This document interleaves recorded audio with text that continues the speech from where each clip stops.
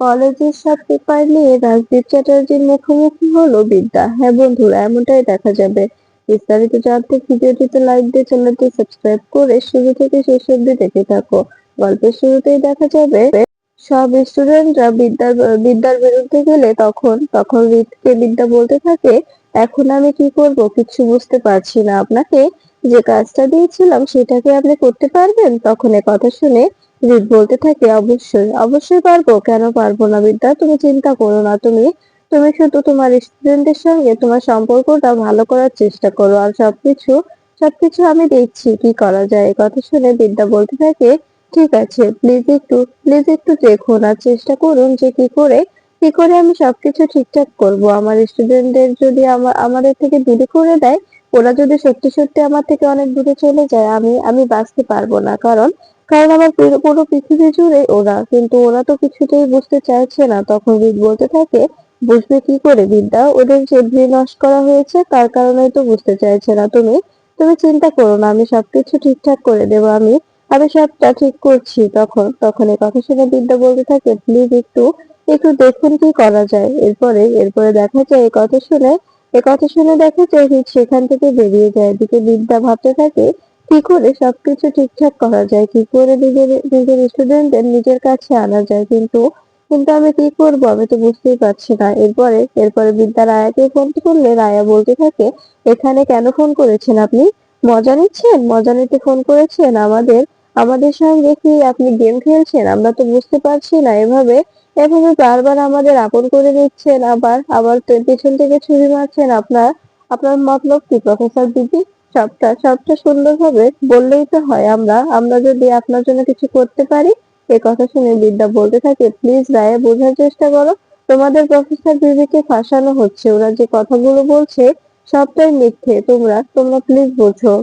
তখন রায়া বলতে থাকে, কি বুঝবো? কি বোঝার বাকি আছে? আপনাকে তো একবার বিশ্বাস করলাম, তারপরে থানা গিয়ে দেখলাম যে আপনি নাকি বড়বাবুকে ফোন করে মন্টু ও নিপুণকে ছাড়িয়ে নিয়েছেন। সেখানে তো ফোনে ফোনে আপনার কল লিস্টও দেখালো বড়বাবু। তবে তবে আর কিভাবে বিশ্বাস করবো বলুন?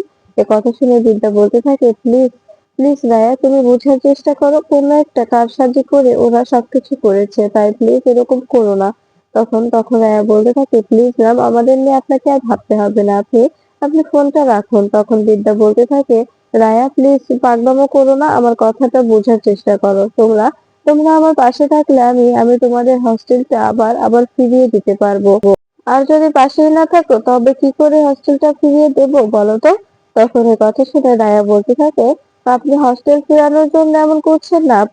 আপনি চাইছেন আমাদের সঙ্গে মিলে আবার যে কলেজটা অস্তিত্ব আছে সেই কলেজটাও ঘুরিয়ে দিতে। তার কারণে আবার আমাদের সঙ্গে মিল দিতে এসেছেন, তাই তো? তখন বিদ্যা বলতে থাকে, না রায়া, তুমি ভুল বুঝছো। প্লিজ আমার কথাটা কথাটা একবার শোনো। আমার সঙ্গে একবার তোমরা মিট করো, তবে আমি তোমাদের সবটা বলবো। এরপরে যদি তোমাদের মনে হয় যে তোমরা তোমরা বিশ্বাস করে আমার কাছে থাকবে, আর যদি মনে হয় না বিশ্বাস করে আমার কাছে থাকবে না, তবে আমার বলার কিছুই থাকবে না। তোমরা চলে যেও, আমি আটকাবো না। তখন রায়া বলতে থাকে, না ম্যাম, আমি দেখছি কি করা যায়।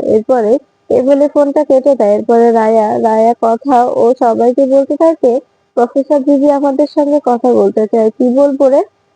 তখন দেখা যায় এ কথা শুনে সত্তক বলতে থাকে, কিচ্ছু বলতে হবে না। আমরা আমরা ওনার সঙ্গে কোনোভাবে কোনো প্রকার কথা বলতে চাই না। ওনার সঙ্গে কথা বলার কোনো ইচ্ছাই আমাদের নেই। তাই ওনাকে বলে দেয় যে কোনোভাবে আমরা ওনার সঙ্গে কথা বলতে চাই না। উনি আমাদের সঙ্গে বেইমানি করেছে, বেইমানদের সঙ্গে আমরা যোগাযোগ রাখবো না।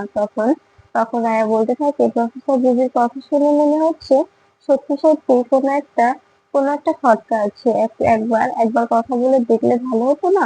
তখন রায়ার কথা শুনে রাজি হয়ে যায় সত্তক বলতে থাকে, ঠিক আছে, দেখ কি করতে পারিস। এরপরে তখন সত্তকের কথা শুনে রায়া ফোন করে বিদ্যাকে বলে দেয়, প্রফেসর দিদি, আপনি চিন্তা করবেন না, আমরা সবাই আসছি আপনার সঙ্গে মিট করতে। কোথায় মিট করতে হবে বলুন?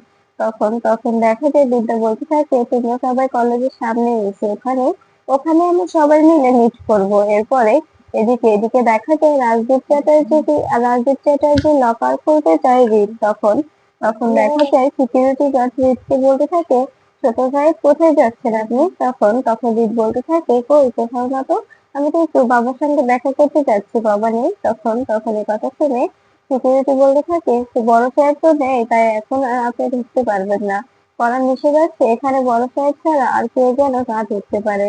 এ কথা শুনে জিৎ সেখান থেকে বেরিয়ে আসে আর বলতে থাকে, আমাকে তো ঢুকতেই হবে, এটাই সুযোগ। এবারে পেছনে পাঁচিল টপকে ভেতরে যায় উম, রিক। আর সেখান থেকে জানালা দিয়ে রাজদীপের কক্ষে ঢুকে পড়ে। আর সেখানে গিয়ে দেখতে পায় আগে আগে যেখানে চাবি থাকতো ঠিক সেখানটাতেই চাবিটা আছে। আর সেটা নিয়ে দরজা খুলে ফেলে রিক। এরপরে সেখান থেকে কলেজের যত বেআইনি কাগজপত্র সবটাই নিজের কাছে সংগ্রহ করে নিয়ে সেখান থেকে বেরিয়ে যায়। এরপরে বিদ্যাকে ফোন করে বলতে থাকে, বিদ্যা, কাজ হয়ে গেছে, তুমি কোথায়? তখন দেখা যায় কথা শুনে বিদ্যা বলতে থাকে, আমি কলেজের সামনেই আছি, স্টুডেন্টদের সঙ্গে কথা বলছি, আপনি এখানেই আসুন। এরপরে দেখা যায় যে সবকিছু নিয়ে ওখানে গেলে তখন তখন বিদ্যার কাছে গিয়ে দিলে এটা দেখে খুশি হয়ে যায় বিদ্যা। তখন এই কথা শুনে এটা দেখে রায়া বলতে থাকে, ম্যাম, এটা কিসের কাগজ আর আপনি এতটা খুশি কেন? তখন দেখা যায় কথা শুনে বিদ্যা বলতে থাকে, এটা হচ্ছে কলেজের বেআইনি সব কাগজপত্র, এগুলো নিয়ে আমাকে রাজদীপ চ্যাটার্জির মুখোমুখি দাঁড়াতে হবে। তার আগে একটা কাজ করতে হবে, এই যে এই পুলিশ অফিসার তো টাকা খেয়ে একদম বিক্রি হয়ে গেছে, ওর কাছে দিলে প্রমাণ সব লোপাট হয়ে যাবে, তাই আমাকে অন্য কোনো পদ্ধতি ব্যবহার করতে হবে। তখন রায়া বলতে থাকে, ম্যাম, আপনি সত্যি আমাদের ঠকাচ্ছেন না তো? তখন এই কথা শুনে বিদ্যা বলতে থাকে, প্লিজ রায়া, বোঝার চেষ্টা করো, আমি আমি তোমাদের ঠকাতে পারি বলো? তোমরাই তো আমার পৃথিবী, তোমরা ছাড়া কি আর আমার আর কেউ আছে? তারপরে তোমরা এটা কি করে ভাবলে যে তোমাদের প্রফেসর দিদি তোমাদের ঠকাবে?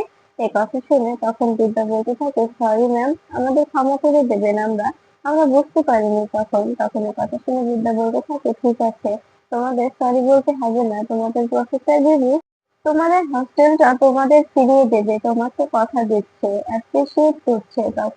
তখন রায়া বলতে থাকে, ঠিক আছে ম্যাম, আমরা আমরা এখানেই থাকছি, আর আপনি বাড়িতে গিয়ে রাজদীপ চ্যাটার্জির মুখোমুখি দাঁড়ান আর ওনাকে থ্রেট করে আসুন। তখন বিদ্যা বলতে থাকে, হ্যাঁ, তোমরা তোমরা সবসময় কলেজের আশেপাশেই থাকবে, কলেজে যেন কোনোভাবে কেউ বুঝোতা চালাতে না পারে।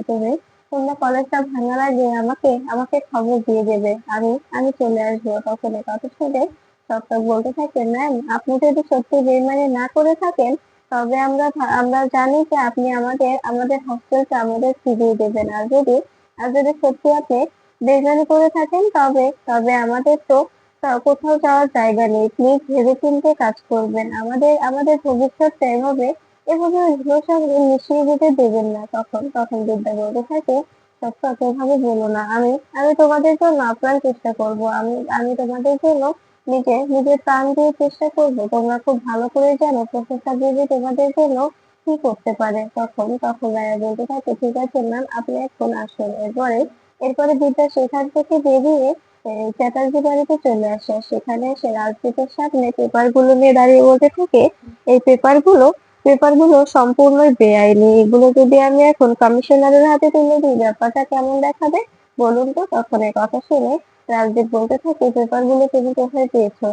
তখন রিক বলতে থাকে, সরি ড্যাড, আমাকে ক্ষমা করে দিও, তোমার বেআইনি কাগজপত্রগুলো আমি তোমার ক্যাবিন থেকে বের করে বিদ্যাকে দিয়েছি, এতে আমার করার কিছুই ছিল না, কারণ তুমি যা শুরু করেছিলে, এর জন্য তোমাকে একটু একটু শাস্তি দিতেই হতো। একটা কথা শুনে রাজদীপ বলতে থাকে, কথায় আছে না, ধর্ষক বিভীষণ, তুমি আমার ছেলে হয়ে আমার সঙ্গে শত্রুতা করছো রিক, আমি তোমাকে চড়িয়ে লাল করে দেবো। তখন পৃথা বলতে থাকে, একদম মুখ সামলে কথা বলবে, আমার ছেলেকে তুমি একদম চড়াবে না, আমি বলে দিলাম, আমার ছেলেকে শাসন করতে হলে সেটা আমি করব, অন্য কেউ নয়, এই কথাটা মাথায় রেখো। এই কথা শুনে তখন দেখা যায় রিক বলতে থাকে, মা, আমাদের বাবা ছেলের মাঝখানে আমাদেরই কথা বলতে দাও, তুমি কথা বলো না প্লিজ। তখন পৃথা বলতে থাকে, এই ব্যাপারটা অনেক দূর এগিয়ে যাচ্ছে বাবা, এটা আর এখন তোদের বাবা ছেলের ব্যাপার নয়, এটা এখন পাবলিকের মাঝখানে ছড়িয়ে গেছে যে মিস্টার রাজদীপ চ্যাটার্জি তার ছেলের বউয়ের সঙ্গে কিরকম ব্যবহার করছে।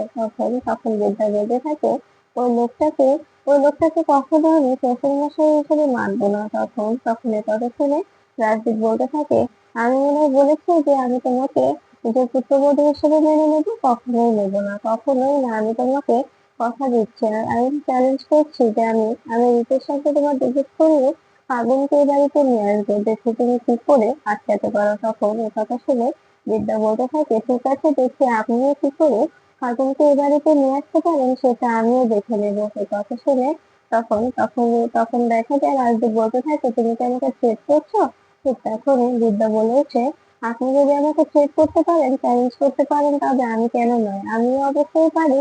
এ কথা শুনে তখন তখন দেখা যায় রাজদীপ আর কথা বলে না। এরপরে তখন পৃথা বলতে থাকে, কি হলো মিস্টার রাজদীপ চ্যাটার্জি, চুপ হয়ে গেলেন কেন? কথা বলুন, কথা বেরোচ্ছে না তাই না?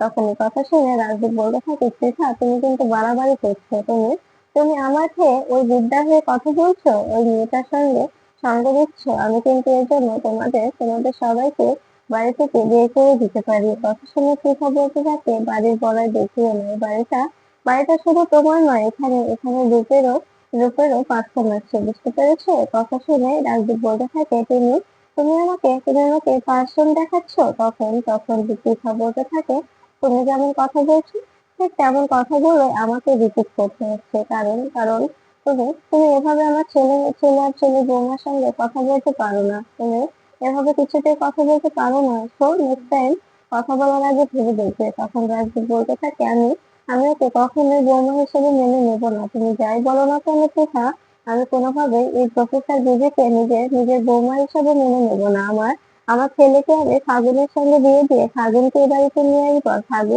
ফাগুনই হবে আমার বৌমা। এই কথা শুনে তখন পৃথা বলতে থাকে, বিদ্যার মতো মেয়ে তুমি দুটো পাবে না, কিন্তু ফাগুনকে নিয়ে আসলে তোমার আরো কষ্ট হয়ে যাবে, কারণ ফাগুনের মতো মেয়ে কোনোভাবেই সংসার সামলাতে পারে না। ও শুধু নিজের স্বার্থ বোঝে, ও নিজের স্বার্থের জন্য সবকিছু করতে পারে। স্বার্থপর মেয়েরা কখনো সংসারে সুখী হতে পারে না, সংসার তার নিজের মতো করে গোছাতে পারে না, কোনোভাবে সংসারটা আগলে রাখতে পারে না।